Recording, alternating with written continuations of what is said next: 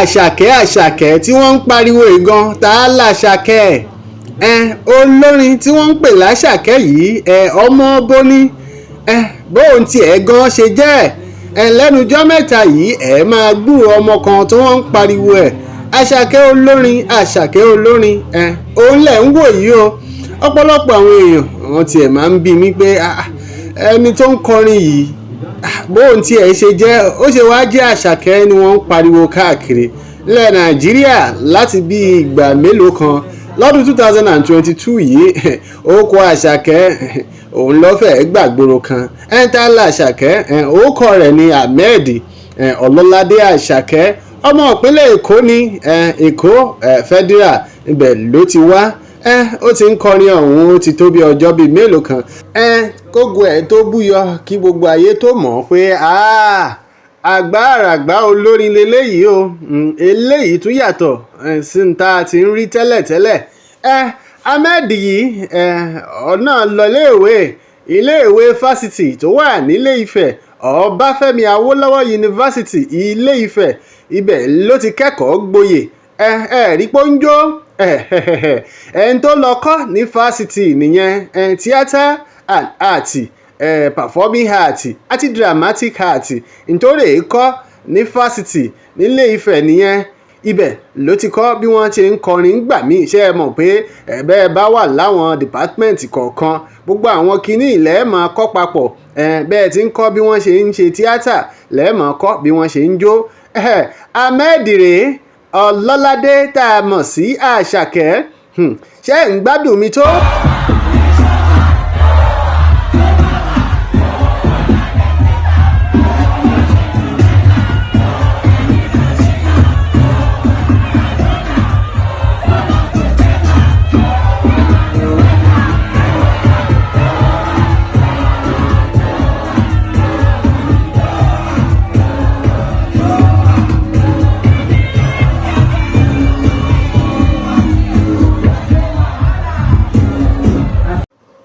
Ọmọ ọdún mélòó gan l'Àṣàkẹ́ tá à ń wí yìí? Ṣé bàbá àgbàlagbà ní àbọ̀mọ kékeré?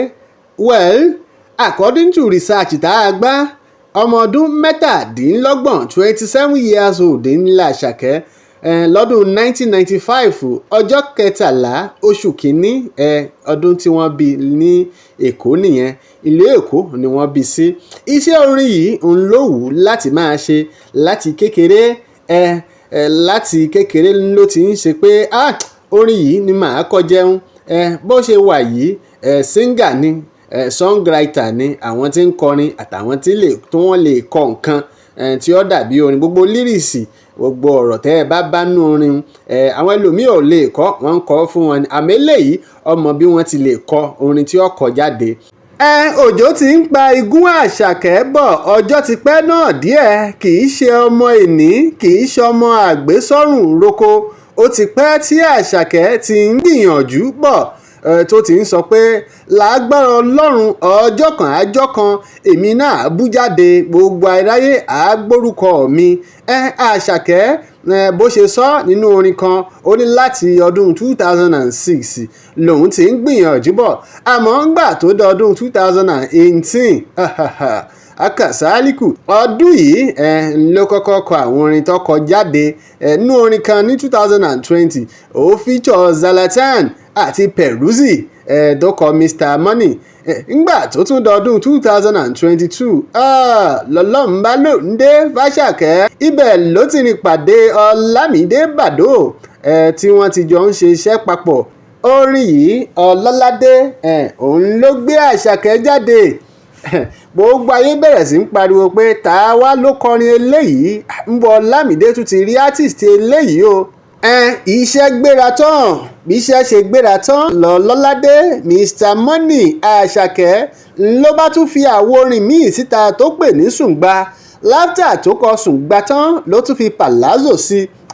Ní gbogbo ìgboro bá dàrú pé ààbò náà ti rí bọ̀bọ́ yìí eléyìí tún yàtọ̀ ó gbẹnu tán ó ga jù. Nígbà tó dọjọ́ kẹjọ oṣù kẹsàn-án ọdún 2022 l'Àṣàkẹ́ bá gbàwó ábọ̀mù tiẹ̀ náà jáde pé àkọjá ewé mi rèé o, ẹ má jẹ́ ohun mi, ó pè ní Mr Money with the vibe. Nínú àwo orin yìí láti rí Terminator, peace be unto you, àti bẹ́ẹ̀ bẹ́ẹ̀ lọ. YBNL Nation ni wọ́n sáyìn Àṣàkẹ́ sí lọ́dọ̀ Ọlámídé. Songwriter ní bá a ṣe sọ. Àwọn èèyàn tiẹ̀ máa béèrè pé style Àṣàkẹ́ yìí ìwo ló tún jọ. Àwọn kan ní up tempo afro pẹ̀lú amapiano style ni. Àwọn kan tún ní ó ní Fuji elements nínú. Àṣàkẹ́ nìyí, fẹ́yìn tẹ́ ẹ fẹ́ mọ Àṣàkẹ́ òun náà lẹ́tí rí yẹn, ọmọ tí wọ́n ń sọ lọ́wọ́lọ́wọ́ tó ń gbóni jáde every time táwọn èèyàn sọ pé àbò ó já owó lọ́wọ́ àwọn onínápò ni, àbò ó jẹ gbèsè ni tó fi ń kọrin lójoojúmọ́. Òun náà lẹ́rí yẹn. Àṣàkẹ́ ni Yorùbá report náà ni. Ẹ máa tẹ̀lé wa káàkiri, ẹ subscribe tẹ́ ẹ bá ti subscribe sí channel wa. Ibí yìí láti máa fún yín láwọn ìròyìn lóríṣiríṣi léèdè Yorùbá, léèdè abínibí wa. Ẹ lẹ́ o.